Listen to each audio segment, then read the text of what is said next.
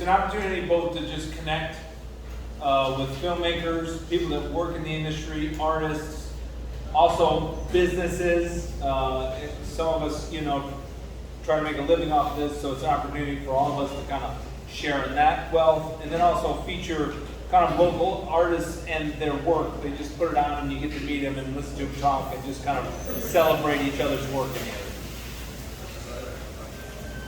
Okay. You do have one more thing? I do have a question. On the membership form, is it a yearly fee? Or Yes. is it like, okay, so I do need one then. Because I paid for one in the past, but I got it with lifetime and it's once a year. Yep.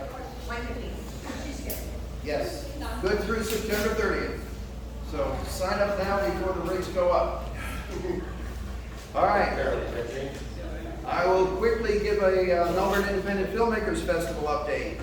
As you probably know, it is October 13th through the 15th at the theater right next door.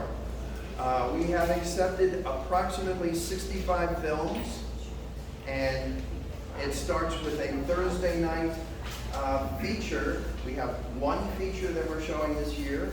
Sometimes we show two. This one is Hollywood Laundromat, directed by Michael Baumgarten. Yeah. And I watched it a few days ago. It is typical Michael Baumgarten. So if you've seen his films, you know they're eclectic. Friday, mid-late afternoon, is international films, followed by 7 p.m. comedy selections with comedian Dara Weinstein, and 9 p.m. starts the horror selections. And some of them are not too bad this year. I'm usually not a horror fan, but we got some that are okay. And again, I'm not a horror fan, so for me to say okay is high praise. Saturday morning, starting at 9, as usual, is the Florida Matinee and more, because a few of the selections being shown Saturday morning are not from Florida, but they are from the U.S. Approximately 1:30, after lunch, there will be a lunch break. For those of you who've been to the Mint in the past, that doesn't always happen. Approximately 1:30, we're going to do a Meet the Filmmakers, which will include Patrick Gallo, our guest speaker, our guest celebrity, who has significant accomplishments since his first appearance at the Mint in 2003 in a film called Checkmate, which we expect to show. It was one of my favorite Mint films of all time. Approximately 3 o'clock, we're going to have a new, never before done youth block with some films that were made by young people, along with a few films that are geared toward young people. So that, if you have some young person interested in filmmaking, that is something not to be missed.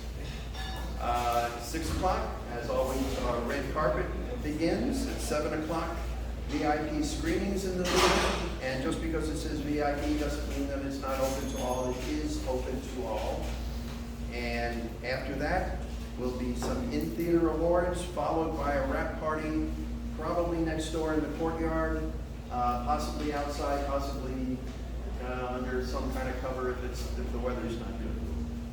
So that is my updates on the status of things. Thank you for those who have signed up. If you need change, Carol has the change bucket. And thank you for helping out. What are the dates that we're having again this year? 13th through the 15th of October. Starting. No, I'll be performing as a fair Uh, You're welcome to come join me. The real schedule should be out in days. It's not firmed up yet exactly the time and everything. Anybody else? Oh, you did not introduce yourself. Terry Petzar.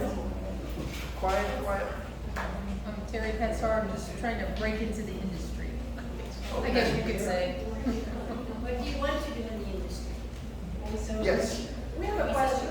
It's Is it 15 per month or 15 No. per year? Per year. Through September 30th, 2023. Okay. So if we thought we were paid. If you do a credit card, if you do a credit card, do it online. If that was.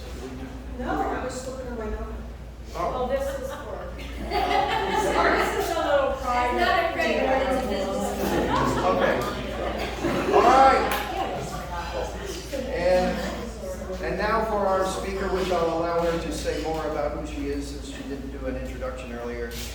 Jamie Engel. She has 11 published books. How many of us have done that?